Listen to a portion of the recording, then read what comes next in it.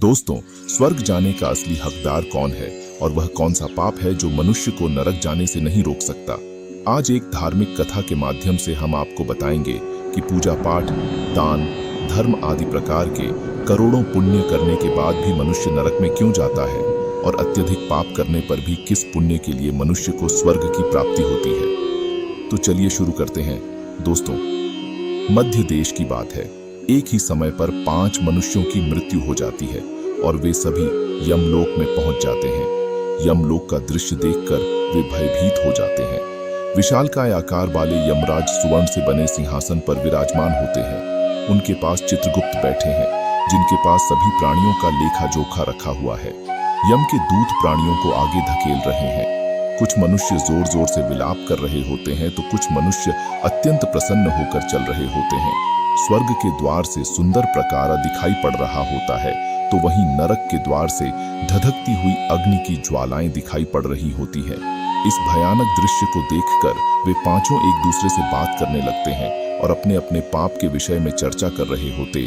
उन 5 में से 4 लोगों ने अपने जीवन में बहुत पाप कर्म किए हुए होते हैं और उन सभी को जान पड़ता है कि अब वे चारों ही नरक में ही जाने वाले हैं। उन चारों में एक चोर होता है, दूसरी वेश्या होती है, तीसरा विद्वान पंडित होता है तो चौथा एक राजा का सैनिक होता है तथा 5वां एक धनवान किसान होता है। वे पांचों अपने अपने कर्म फलों को भुगतने के लिए तैयार होते हैं। एक एक करके सभी पापी और पुण्य में आगे चल रही होती है। चारों एक दूसरे के पाप कर्मों के बारे में बताने लगते हैं। पहला चोर कहता है, भाई मैं तो पक्का नर्क में ही जाऊंगा क्योंकि मैंने बहुत बार चोरी की है, दूसरों का धन लूटा है, दूसरों को तकलीफ दी है, लेकिन ऐसा मैंने मजबूरी में किया था। चोरी करके मैं अपने परिवार का पेट पालता था क्योंकि मुझे कोई काम नहीं देता था। शायद विधाता ने मेरे भाग्य में यही लिखा था, इसीलिए मैं ही हम चारों में सबसे बड़ा पापी हूँ। मेरे पाप से मुझे कभी मुक्ति नहीं मिलेगी, ये मैं जानता हूँ। पता नहीं मुझे अगला जन्म किस पशु का मिलेगा। ये यमराज मुझे कौन सा दंड देंगे। उसके बाद वह वेश्या बोलती है, भाई हम चारों में मैं ही सबसे बड़ी पापिनी हूँ। मुझसे बड़ा पाप यहाँ पर किसी ने नहीं किया होगा। जो स्त्री अनेक पुरुषों के साथ संबंध बनाती है उसे नरक में ही डाला जाता है, यही शास्त्र कहते हैं। इसीलिए मेरा भी नरक में जाना तय है। किंतु मैं शपथ खाकर कहती हूँ, मैंने ये पाप जानबूझकर नहीं किया है। जब मैं छोटी उम्र की थी तभी एक व्यक्ति मुझे उठाकर ले गया और जबरदस्ती मुझे वेश्या बना दिया। मैंने ना चाहते हुए भी कई पुरुषों से संबंध बनाए हैं। मेरे पास जीवित रहने के लिए यही एक उपाय बचा था। मैं करती भी तो क्या करती। मेरे पास इतनी शक्ति नहीं थी कि मैं उस दुष्ट पुरुष से लड़ सकूं। पता नहीं किस पाप के कारण मुझे इस जन्म में वेश्या बनना पड़ा और ना जाने आगे मुझे किस पशु के रूप में जन्म लेना पड़ेगा। मेरे पाप से यह जान पड़ता है कि मैं भी पक्का नरक में ही जाऊंगी।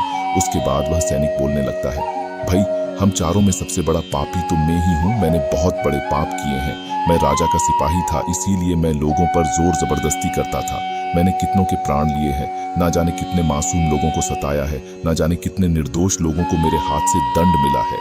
यमराज मुझे कभी क्षमा नहीं करेंगे और मैं निश्चित ही नरक में ही जाऊंगा। लेकिन मैंने ये सभी पाप जानबूझकर नहीं किए हैं।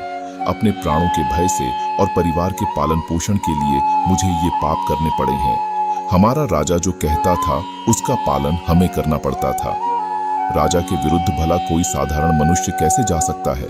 ये सभी पाप करते हुए मुझे अत्यंत दुख भी होता था और मैं जानता था कि यह पाप करने से मुझे नरक की ही प्राप्ति होगी। किंतु परिवार के मोहवश होकर मैंने ये काम किया है। लेकिन पाप तो पाप होता है, पाप करके पश्चाताप करने का क्या फायदा। इसीलिए मेरा नरक में जाना तो तय है। उसके बाद वह विद्वान पंडित बोलता है, भाई हम चारों में से सबसे बड़ा पाप ही तो मैं हूँ।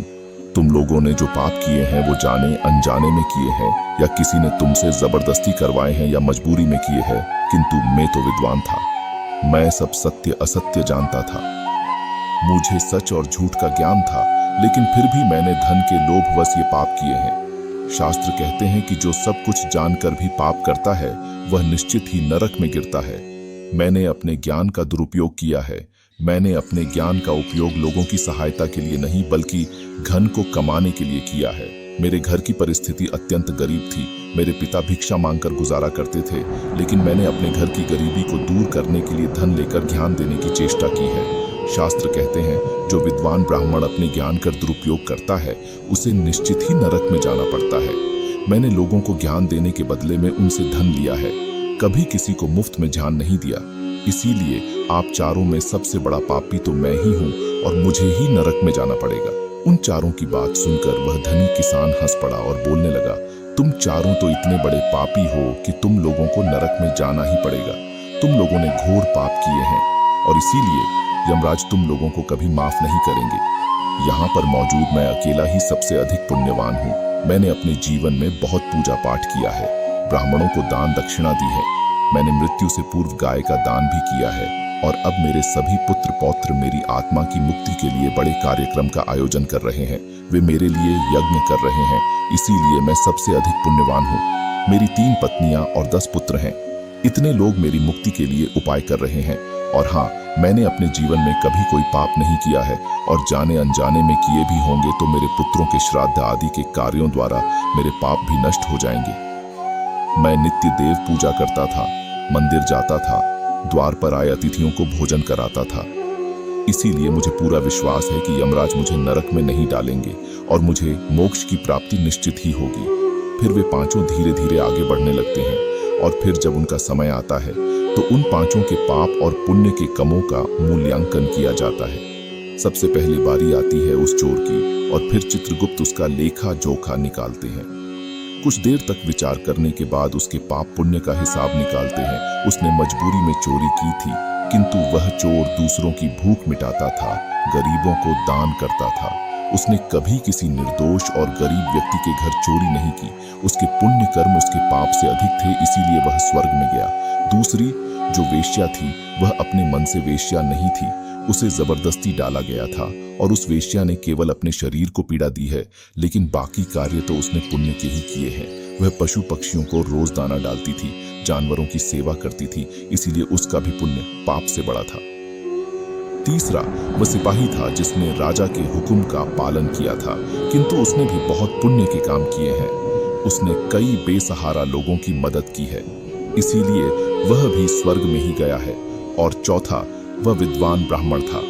उसने अपने ज्ञान का दुरुपयोग अवश्य किया है, किंतु वह नित्य गाय की सेवा करता था, दान धर्म करता था, इसीलिए उसके भी पुण्य पाप से अधिक थे और वह भी स्वर्ग में ही गया है।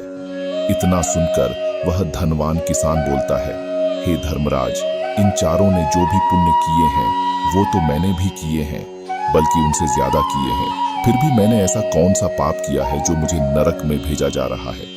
यमराज कहते हैं, हे दुष्ट, याद कर तूने उसे विधवा नारी पर गलत इल्जाम लगाया था कि वह तुम्हारे घर में चोरी की है, उसे वैश्य बोला था। राजा ने यह सब सत्य समझ करके उसे फांसी का दंड दे दिया। मनुष्य हत्या, चोरी, मदिरापान, एक बार के लिए यह सब पापों का प्रायश्चित किया जा सकता है, लेकिन दूसरों पर गलत इल्जाम लगाना, सच्चाई जानते हुए भी इस पाप का कोई प्रायश्चित नहीं है। यमराज किसान को नरक में भेज देते हैं और कहते हैं कभी भी दूसरों पर गलत इल्जाम और असत्य के साथ नहीं जाना चाहिए, क्योंकि यह ऐसे पाप हैं जो सभी पुण्य को समाप्त कर देते हैं।